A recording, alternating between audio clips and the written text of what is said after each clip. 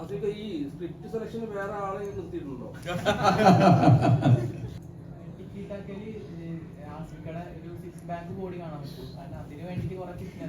ഇന്ന് ഈ സിനിമയുടെ വിജയം ആഘോഷിക്കാൻ ഉച്ചയ്ക്ക് ഒരു മട്ടൻ ബിരിയാണി കഴിച്ചിട്ടുണ്ട്. അതുകൊണ്ട് ചിലപ്പോൾ ഒരു 3-4 ദിവസം കൂടെ അത് ഡിലേ ആവും.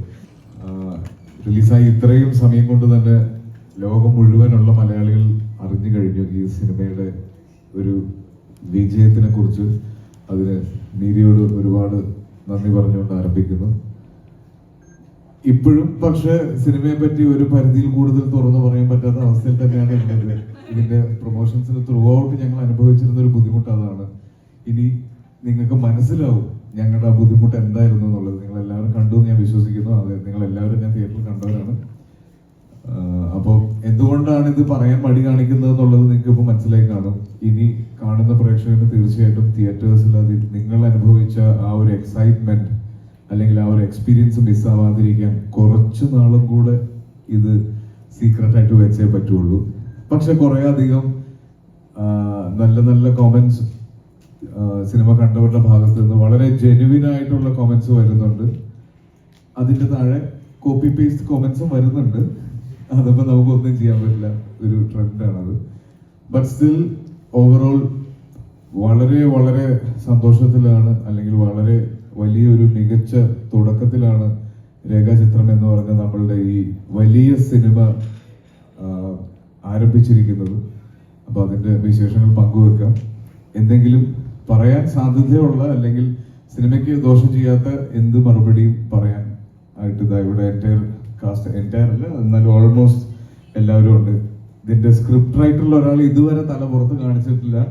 മിസ്റ്റർ ജോൺ വന്ന് പുറകിൽ ഇരിക്കുന്നുണ്ട്. എന്തെങ്കിലും ചോദ്യം ചോദിക്കുക എന്നുള്ള പേടിയിലാണ് എപ്പോഴും ഉള്ളത്. അപ്പൊ ആരംഭിക്കാം.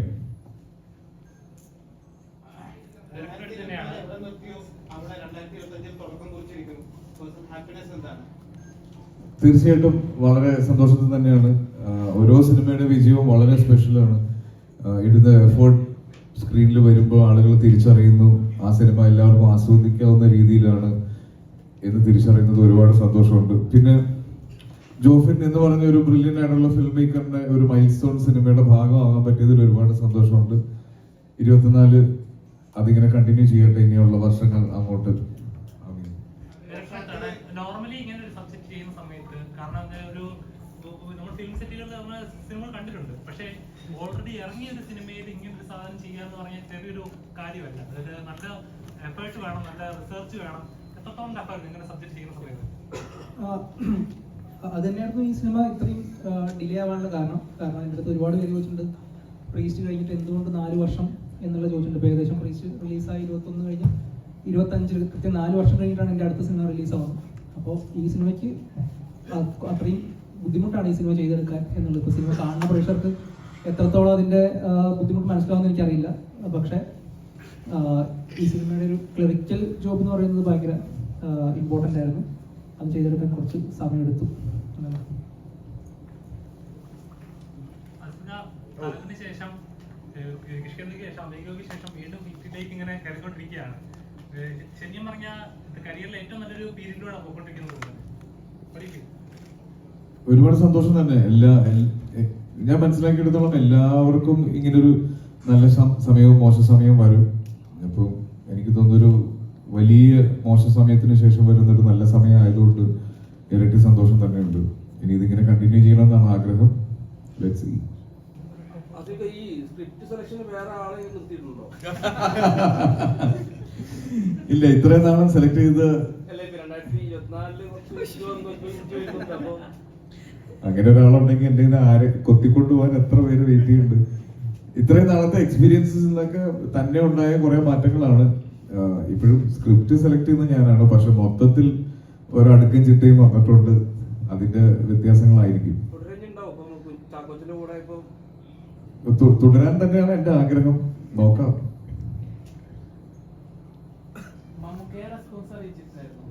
കഴിഞ്ഞിറങ്ങി പുറത്തേക്ക് വരുമ്പോൾ ഞാൻ പറഞ്ഞു ഒരുപാട് നല്ല മൊമെന്റ്സ് തിയേറ്ററിൽ ഞങ്ങൾക്ക് ഫീൽ ചെയ്തു. പല സ്ഥലങ്ങളിലും പല രീതിയിൽ ഗംഭീരമായ ഇമോഷൻസ് വരുന്ന സമയത്തൊക്കെ ഉള്ള കയ്യടികളെ പറ്റിയിട്ടൊക്കെ പറഞ്ഞു. അപ്പോൾ തിരിച്ചു വന്നത് കൺഗ്രാറ്റുലേഷൻസ് ഫ്രം മമ്മൂട്ടി ചേട്ടൻ എന്നായിരുന്നു. സിനിമ കാണുമ്പോൾ മനസ്സിലാവും. എനിക്കും അതേപോലത്തെ ഒരു മെസ്സേജ് ഞാൻ അയച്ച ഒരു താങ്ക് യു മെസ്സേജ് റിപ്ലൈ ആയിട്ട് സെയിം മെസ്സേജ് എനിക്കും വന്നു. എന്തൊരു അപ്ഡേറ്റഡ് ആണെന്ന് ആലോചിക്കണം അദ്ദേഹം.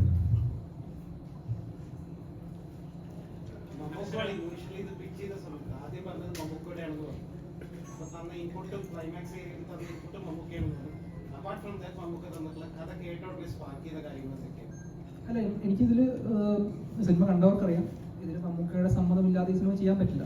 അപ്പം അതുകൊണ്ട് തന്നെ ഞാൻ ആലോചനയുടെ അടുത്ത് ഇതിൻ്റെ ഒരു സബ്ജക്റ്റ് പറഞ്ഞപ്പോൾ മമ്മൂക്കയോട് സംസാരിച്ച് നോക്കാം എന്നുള്ളത് പറഞ്ഞിട്ടാണ്. മമ്മൂക്കയോട് പറഞ്ഞ സമയത്ത് ചെയ്തോ എന്ന് പറഞ്ഞു.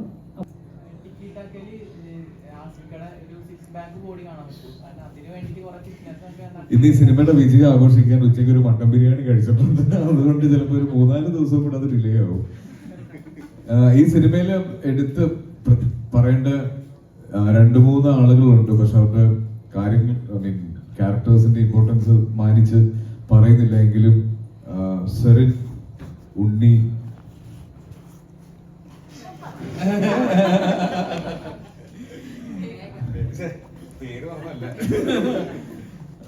മേഘ, ഇവരെല്ലാരെയും പറ്റിയിട്ട് പറയണം എന്നുണ്ട്. പക്ഷെ അറിയാലോ, സിനിമ ഇനി കാണുമ്പോൾ, ഐ മീൻ ആദ്യമായിട്ട് കാണാൻ പോകുന്നവർക്ക് അത് ബാധിക്കാൻ സാധ്യത ഉള്ളതുകൊണ്ടാണ്. പക്ഷെ നിങ്ങൾ ഇവരെയൊക്കെ ഒന്ന് നോട്ട് ചെയ്ത് വെച്ചോ. സെറിനെ പറ്റി പിന്നെ പ്രത്യേകിച്ച് പറയേണ്ട, ആട്ടം എന്ന് പറഞ്ഞ സിനിമയിൽ നമ്മളെല്ലാവരും ഞെട്ടിച്ചതാണ്. ഒറ്റയ്ക്ക് ഒരു സിനിമ ഷോൾഡർ ചെയ്ത് വിജയിപ്പിച്ച ഒരാളെ കൂടിയാണ്. അപ്പം സെറിന്റെ ഒരു ഗംഭീര പെർഫോമൻസ് ആയിരുന്നു ഈ സിനിമയിൽ. ഇതുവരെ വരുന്ന എല്ലാ റിവ്യൂസിലും സെറിനെ പറ്റി മെൻഷൻ ചെയ്യുന്നുണ്ട്. അതുപോലെ തന്നെ ഉണ്ണിയും മേഘയും, മേഘ പ്രത്യേകിച്ച് ആദ്യത്തെ കാലഘട്ടം വളരെ ബ്രില്യൻ്റ് ആയിട്ട് ചെയ്തു എന്ന് എല്ലാവരും പറയുന്നു. കൺഗ്രാറ്റുലേഷൻസ്. ഭാമ മറന്നതല്ല കേട്ടോ. പിന്നെ എടുത്തു പറയേണ്ടത് സിനിമറ്റോഗ്രാഫർ അല്ലേ, ക്യാമറ കൈ പിടിച്ച് നിൽക്കുന്ന നിങ്ങൾ എല്ലാവരും അദ്ദേഹത്തിനെ പറ്റി കേൾക്കാൻ ആഗ്രഹിക്കുന്നുണ്ടെന്ന് അറിയാം. ഞങ്ങൾ ഒരുമിച്ച് ആദ്യം ചെയ്തത് ലെവൽ ക്രോസ് ആണ്. അതിനുശേഷം ഈ സിനിമയിലേക്ക് വരുമ്പോൾ എൻറ്റയർലി ഡിഫറെൻ്റ് ആയിട്ടുള്ള ഒരു ഔട്ട്ലുക്കിലേക്ക് ഇതിനെ കൊണ്ടുവന്നു. അപ്പോൾ 2 വാക്ക് സംസാരിച്ചേ പറ്റുള്ളൂ.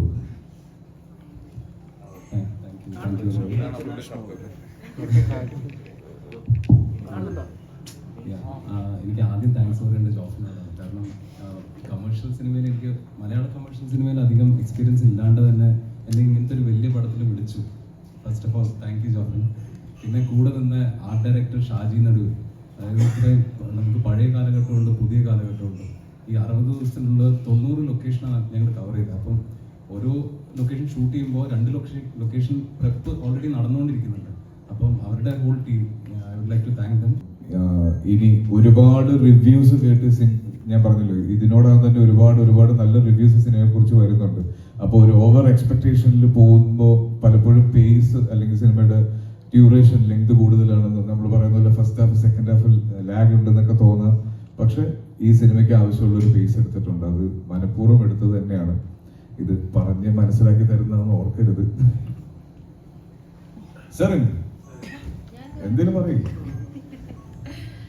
കഴിഞ്ഞ വർഷം ഇതേ സമയത്താണ് ആട്ടോ റിലീസ് ആയത്. ഇതേ സമയത്ത് അടുത്ത ദിവസം ഒരു പടം നമുക്ക് ചെയ്യാം. പിന്നെ ഇതിന്റെ ഷൂട്ട് ചെയ്യുന്ന സമയത്തായിരുന്നു എനിക്ക് ആർട്ടിന്റെ അവാർഡ് കിട്ടിയത്. അപ്പോ പിന്നെ ഈ ഷൂട്ട് ചെയ്യുന്ന സമയത്ത് കുറെ നല്ല നല്ല കാര്യങ്ങൾ സംഭവിച്ചു. ആൻഡ് ഞാൻ ശരിക്കും മനുഷ്യരുടെ കൂടെ പെർഫോം ചെയ്ത് എനിക്ക് എൻജോയ് ചെയ്തു. ക്യാരക്ടർ പറ്റിയ നല്ല എക്സ്പീരിയൻസ് ആയിരുന്നു. ഇനി ഓരോ വർഷവും നല്ല തുടക്കം സിനിമയിലൂടെ ആവട്ടെ എന്നാണ് ആഗ്രഹം. ആട്ടത്തില്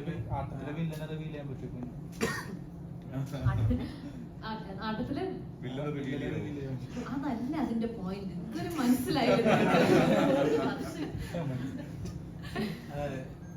ഈ 2 സിനിമയിൽ ആട്ടമാണെങ്കിലും ഇപ്പൊ രേഖാചിത്രമാണെങ്കിലും സെറിന്റെ കഥാപാത്രത്തിന് ഒരു പ്രത്യേകതയായിട്ട് തോന്നിയെന്ന് വെച്ച് കഴിഞ്ഞാൽ അവനവനൊരു ശരി ഉണ്ട്. ആ ശരിക്ക് അവസാനം വരെ കട്ടക്കി നിൽക്കുന്ന ഒരു ക്യാരക്ടറായിട്ടാണ്. ജീവിതത്തിൽ ഇങ്ങനത്തെ ഏതെങ്കിലും അനുഭവങ്ങളൊക്കെ ഉണ്ടായിട്ടുണ്ടോ? തീർച്ചയായിട്ടും ഉണ്ടായിട്ടുണ്ട്. പക്ഷെ അതിന് ജീവിതത്തിൽ കുറെ ഇതുപോലത്തെ സംഭവങ്ങൾ നടന്നിട്ടുണ്ട്. അതിൽ നിന്നൊക്കെ കുറച്ച് ഇങ്ങനെ അബ്സോർബ് ചെയ്ത് നമ്മുടെ പെർഫോമൻസ് പറ്റുന്നത്ര റിലേറ്റബിൾ ആക്കണം എന്നാണ്. ബട്ട് രണ്ട് ക്യാരക്ടേഴ്സും അവരുടേതായ ശരിയിൽ ഇങ്ങനെ പിടിച്ചു നിൽക്കുന്നു. ബോത്ത് സ്ട്രോങ്, അവരുടേതായ രീതിയിൽ അവർ രണ്ടുപേരും സ്ട്രോങ് ക്യാരക്ടേഴ്സ് ആണ്. ആൻഡ് ആട്ടം കണ്ടതിന് ശേഷം ലൈക്ക് എനിക്കിത് പുൾ ഓഫ് ചെയ്യാൻ പറ്റുമെന്ന വിശ്വാസം ഡയറക്ടറിനുണ്ടായിരുന്നു. So thank you so much for that. നല്ല ചോദ്യമായിരുന്നു.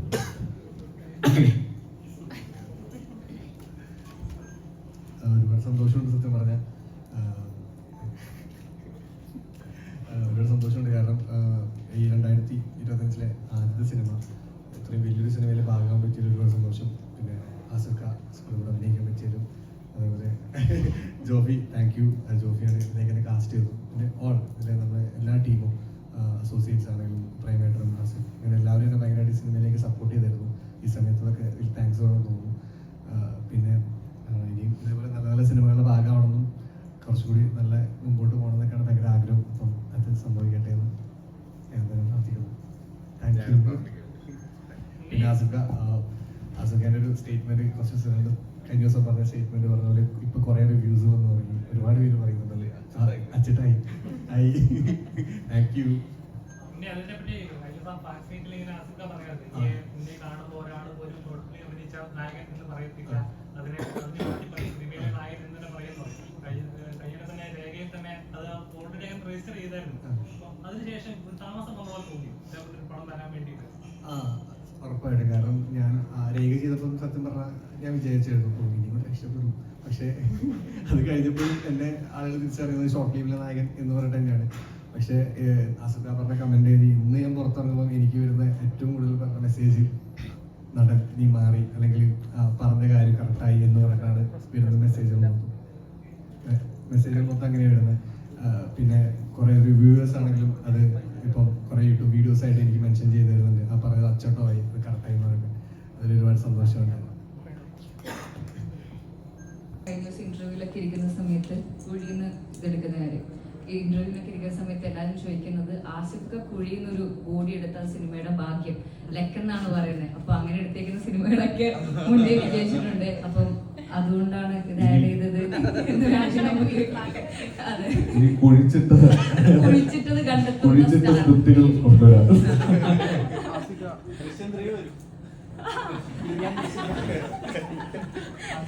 ജിത്തു ജോസഫിനോട് ചോദിക്കൂ. മമ്മൂക്ക ഒരുമിക്കണ പടത്തിൽ ആസിക്കുണ്ടോ? ഇല്ല ഇല്ല ഞാനില്ല. റൂമറൊക്കെ ഉണ്ട് ആസിക്ക ക്യാമിയോയില് റൂമറല്ലേ? ഉണ്ടാവും. ഇല്ല ഞാൻ പറഞ്ഞത് എൻ്റെ അടുത്ത് ജോൺ കഥ പറഞ്ഞതുകൊണ്ടാണ് അതങ്ങനെ കേൾക്കാഞ്ഞിട്ടോ. അപ്പൊ ചേട്ടാ thank you so much. I look very good.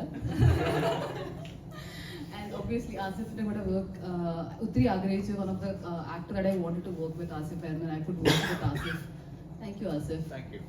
Anashwara, thank you so much. It was really nice working with you. Very loved being with you. Mama, nice knowing you. ഒന്നിനെ ആകെ ഒറ്റൊരു പ്രാവശ്യം മറ്റേ പറയല്ലേ ഒരു പ്രാവശ്യം കണ്ടിട്ടുള്ളൂ. ഞാൻ പറയാൻ ഉദ്ദേശിച്ച സംഭവം വെച്ചാൽ I hope you understand that രേഖാചിത്രത്തിന്റെ ഷൂട്ടിന്റെ സമയത്ത് we were so involve. This is how the set was. And then last നമ്മുടെ ഈ സിനിമ ഔട്ട് വന്നപ്പോൾ ഇതിന്റെ ഔട്ട് കാണുമ്പോൾ ആൻഡ് ദെൻ ഹൗ പ്രേക്ഷകർ ഇത് അപ്രീഷിയേറ്റ് ചെയ്യുന്ന കാണുമ്പോൾ നല്ലൊരു like really happy from within. Thank you so much four everybody coming here and watching ആ സിനിമ. ഐ ഹോപ്പ് ഇപ്പൊ കേക്ക് ആണെങ്കിൽ താങ്ക് യു. നന്ദി, നമസ്കാരം.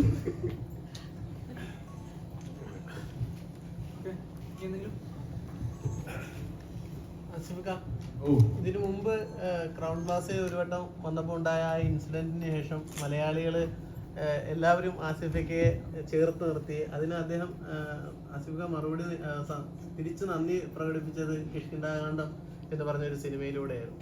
അപ്പോൾ മലയാളികൾ അങ്ങിൽ വിശ്വസിച്ച ആ ഒരു വിശ്വാസത്തിനും ആ സ്നേഹത്തിനും 2025 വീണ്ടും തുടർച്ചയായിട്ട് നന്ദി പ്രകാശിപ്പിക്കുകയാണ്. ശ്രമിക്കുന്നതാണ്. എത്ര പറഞ്ഞാലും അങ്ങനെ നന്ദി പറഞ്ഞ് തീർക്കാനുള്ള ഒരു ബന്ധമല്ല. അപ്പോൾ നല്ല നല്ല സിനിമകൾ ചെയ്യാന്നുള്ളതാണ്. എന്നെ വിശ്വസിച്ച് ടിക്കറ്റ് എടുക്കുന്ന പ്രേക്ഷകരോട് എപ്പോഴും കമ്മിറ്റ്മെന്റ് ഉണ്ട്. എന്നെ വിശ്വസിച്ച് പൈസ മുടക്കുന്ന നിർമ്മാതാവിനോടും അതിനെ മേൽ കമ്മിറ്റ്മെന്റ് ഉണ്ട്. അപ്പൊ നല്ല സിനിമകൾ ചെയ്യാന്നുള്ളതായിരുന്നു എപ്പോഴും ഉള്ള ആഗ്രഹം. ഇപ്പോഴും അത് തന്നെയാണ്, ഇനി അങ്ങോട്ടും അത് തന്നെയായിരിക്കും. അപ്പൊ രേഖാചിത്രം സ്വീകരിച്ച എല്ലാ പ്രേക്ഷകർക്കും നന്ദി. ഇതിന്റെ എല്ലാ എക്സൈറ്റ്മെന്റിലും നേരെ വന്ന് നിങ്ങളെ കണ്ട് ഇത് ചൂടോടെ ആഘോഷിക്കണം എന്നുള്ളതുകൊണ്ടാണ് ഇത്ര ഇമ്മീഡിയറ്റ് ആയിട്ടൊരു പ്രസ് മീറ്റ് ഞങ്ങൾ ആഗ്രഹിച്ചത്.